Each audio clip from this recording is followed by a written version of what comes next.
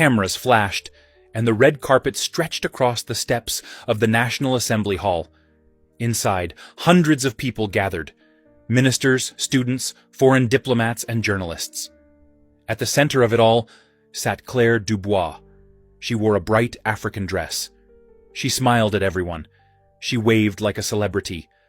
A banner above the stage read, "African sovereignty, our voice, our future." Claire had been asked to speak on the final panel, a closing session called "How Foreign Partnerships Empower Africa." She prepared her speech carefully. "Partnership," she wrote, "is built on love, truth, and trust." But as she rehearsed backstage, she had no idea that the president she had praised so many times was about to turn her praise into her downfall. President Ibrahim Traoré arrived without fanfare. No speech, no announcement. He simply walked in during the middle of a panel, sat quietly, and watched her from the third row. She noticed him. She smiled again. And then, when her name was called, she stepped onto the stage with full confidence. "Burkina Faso is a shining light," she began. "I have walked its villages, spoken to its women, seen its hope." The audience clapped politely. She continued, "We, the global community, are not here to control. We are here to serve. We are your friends." And then, President Traoré stood up. The crowd turned. The moderator stepped aside. Traoré walked slowly to the front of the hall. "Madame Claire," he said gently, "you speak of trust. Would you trust us enough to answer a few questions? Live?" Claire froze. Of course," she replied, trying to laugh it off, but the room was silent now. The clapping had stopped. The cameras had zoomed in, and on the screen behind her, a file appeared, labeled BF-Field Access-V2.PDF. She turned. Her eyes widened. It was her map. And this conference was no longer a celebration. It was the beginning of a reckoning. The screen behind Claire glowed with red circles, marked locations, and coded names. She blinked. She swallowed hard. The smile disappeared. The file on display wasn't some random image.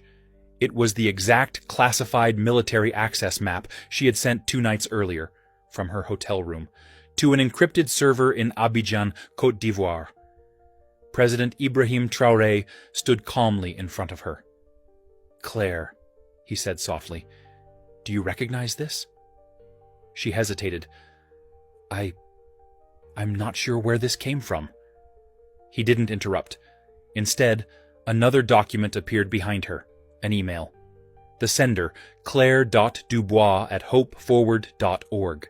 The subject, Phase Orange, Tracking COM Vehicles, Civilian-Friendly Zones.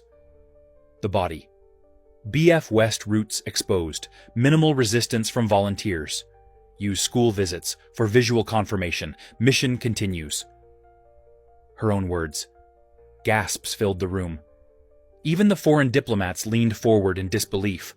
A local journalist stood up from the back row and shouted, "She was spying on the army, using women and children to hide her mission." Claire's hands began to shake. "This isn't what it looks like," she said quickly. "I was only sending data for fundraising." "Fundraising?" Traoré asked quietly. He turned to the audience. "We cloned her devices. Every file, every message. We traced her instructions from Abidjan to a NATO-linked office titled Cultural Research Desk. She said she came to help our women, but she came to weaken our defense. And worse, she did it while holding our children's hands." Claire started crying. Tears ran down her cheeks as the truth hit her. Not just the evidence, but the eyes of hundreds of people watching her crumble on stage. One woman in the audience stood up and shouted, "You used us! You lied to us!" Another whispered, "She took photos of my child." I trusted her. Claire dropped the mic. She looked to Traoré. "Please, can we talk in private? Not like this."